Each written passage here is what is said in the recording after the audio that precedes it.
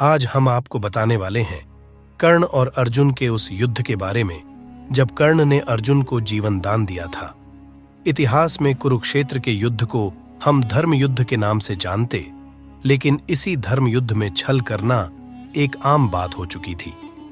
युद्ध में छल करने से कोई पीछे नहीं हटा, चाहे वो कौरव हो या चाहे पांडव। लेकिन एक ऐसा भी योद्धा था जो इस धर्म युद्ध में धर्म के अनुसार ही युद्ध करता था। वो योद्धा कभी भी युद्ध में छल नहीं करता था। हम बात कर रहे हैं सूर्यपुत्र कर्ण की।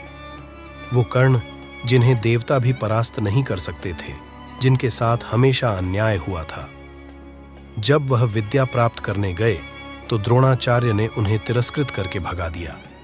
भगवान परशुराम ने उन्हें शिक्षा तो दिया, लेकिन उसे भूल जान का श्राप भी दे दिया। अनजाने में जब उन्होंने एक ब्राह्मण की गाय को मार डाला, तब उन्हें एक और श्राप मिल गया। अंतिम युद्ध में सारे श्राप कर्ण पर हावी होने लगे। एक और ब्राह्मण के श्राप के कारण अर्जुन से युद्ध के समय कर्ण के रथ का पहिया भूमि में धंस गया, और दूसरी ओर गुरु परशुराम के श्राप के कारण कर्ण अपनी विद्या को भी भूल गए। ऐसे हालात में कर्ण बहुत दुखी हो जाते हैं और अर्जुन से कहते हैं, है अर्जुन, तुम 2 घड़ी प्रतीक्षा करो, जिससे मैं इस फंसे हुई पहिए को बाहर निकाल सकूं। इसके बाद मैं तुमसे अवश्य युद्ध करूंगा। तुम यह मत समझो कि मैं तुमसे डर कर यह बात बोल रहा हूं। है अर्जुन, तुम एक वीर योद्धा हो, महान कुलवंश में जन्मे हो। मैं निशस्त्र हूं। तुम एक कायर की भांति मुझ पर प्रहार मत करो।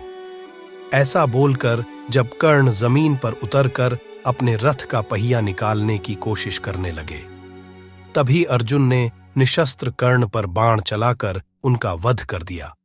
इस प्रकार छल से एक महान योद्धा की मृत्यु हो गई। लेकिन क्या आप जानते हैं, कुरुक्षेत्र में कर्ण ने अर्जुन को जीवन दान दिया था।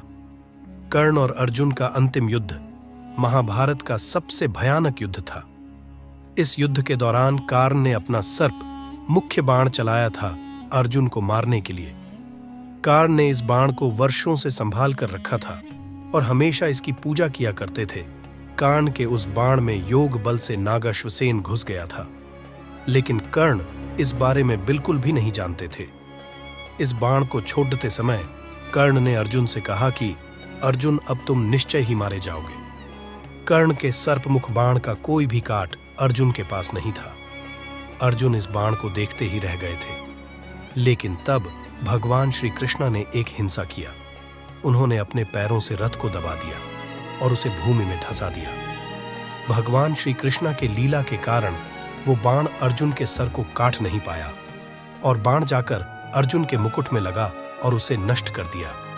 अब अर्जुन का वध न कर पाने के कारण वह नाग कर्ण के पास वापस लौट आया और उसने कर्ण से कहा, है कर्ण, आपने सोच विचार करके मुझे नहीं छोड़ा था, इसलिए मैं अर्जुन का मस्तक काट नहीं पाया।